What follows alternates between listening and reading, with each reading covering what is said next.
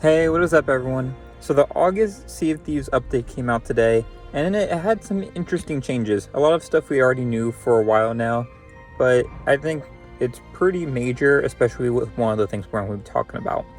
So let's go ahead and get into it. The first is with the Burning Blade. They addressed some stuff that people were complaining about, mainly with people running away while trying to sell the Burning Blade.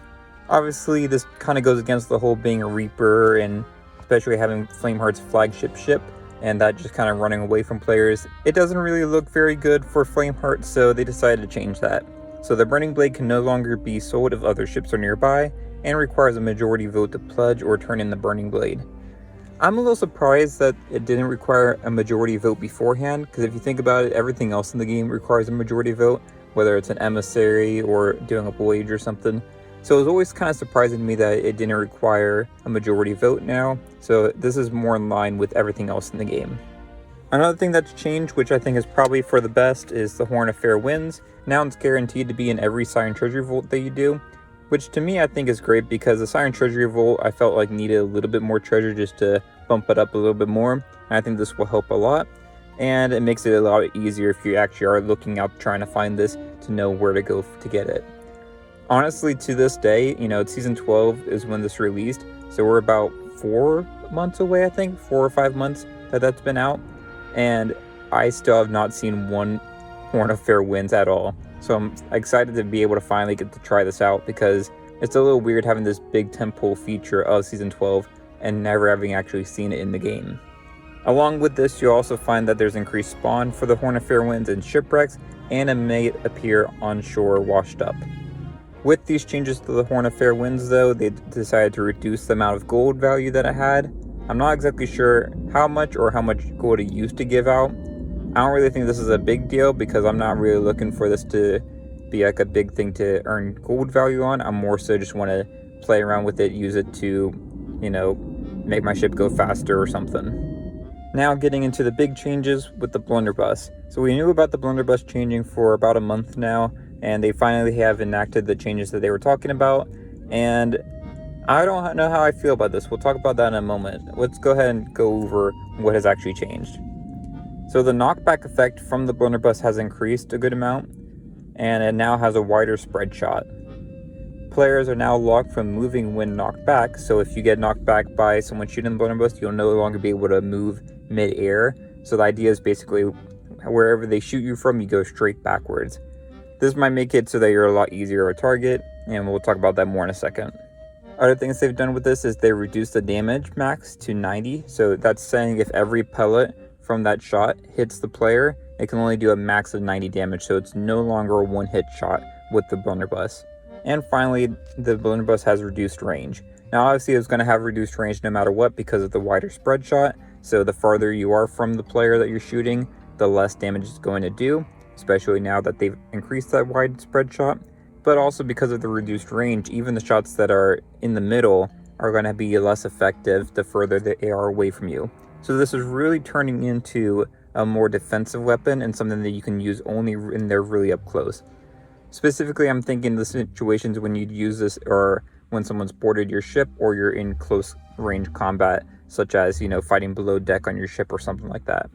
This is no longer going to be a effective all-around weapon, in my opinion, and they've kind of announced that this was their intended view of this. They wanted to make it more of a defensive weapon, and this is in preparation for Season 14, which is adding some new items to the Sea of Thieves world and trying to balance it out with those. I don't particularly mind them balancing out the weapons. However, when I see these changes, all I can really think of when I see them is that it's going to make double gunning even worse in the game, and this is going to do the most damage against people that use like a sword and a Blunderbuss or something. The reason I see that is because, especially with the knockback and the way that it's locking the players when they knock back, you can easily see someone just using the Blunderbuss to shoot someone and then switch into a sniper or something and then taking them out immediately with that. So if you're someone that's using a sword, you're going to be less incentivized to use the Blunderbuss because if you shoot them, they get knocked back further, meaning you have to run up to them with your sword, or you have to try to reload the Blunderbuss quickly. So I have a feeling this either may result in increased use of the double gunning, or they may try to nerf double gunning in another way, such as making changes to the Eye of Reach or the Flintlock.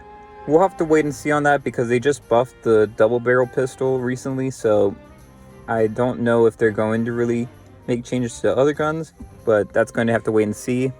But for right now, that's kind of what my thoughts are with this change. I'm not entirely opposed to it, but I do think it's going to have some negative impacts on people that like to use it with the sword, and it's going to likely increase the use of double gunning in the game. Finally, with this update, like most updates, we got some new cosmetics. In the Pirate Emporium, we got the new Motley Mariner set. We also got something that I really like, which is the Ashen Curse Owl. I think that looks really cool, and I'm probably going to get that, along with some other stuff. But the main thing that you'll probably be interested in is the free emote for this month, which is the red card emote. Pretty cool. I think last month's was a bit cooler, but this is still a nice little emote, and I like that we still get free stuff from the Pirate Emporium each month. The other thing with the Pirate Emporium that's changed is they've now updated the Pirate Emporium browser, so now all the UI is different, and it's supposed to be easier to find cosmetics and stuff. I wish they would implement this across all the different cosmetic shops, like in the Outpost and everything. Sadly, it's only for the Pirate Emporium that this change has happened to. Maybe they're just testing it here and then they'll implement it in other places. But really, the Outpost cosmetic shops are really where I think this filtering system is needed. Speaking of the Outpost shops, we got some new stock there with another variant of the Courtly jacket. I'm not sure why they keep doing different variants of the Courtly jacket. I don't really think it's a good jacket in the first place, and I don't really think the different color options are making that better. But if you like it, there's another version of that in the shop. And there's the new Stonebark Carpenter's weapon set. So that's pretty cool that we got a new weapon set in the game. And not too much for the Outpost stock, but at least we got those two things. Finally, like every monthly update, there's a range of bug fixes. Nothing really stood out to me being that interesting to talk about, so I'm going to go ahead and leave it at that for this video. But if you enjoyed, it'd be great if you like and subscribed. And if you're interested, I just put out a video talking about what it would be like to have an AFK mode in Sea of Thieves. So check that video out, I'll have the link here. But until next time, thanks for watching, and I'll see y'all later. Bye y'all.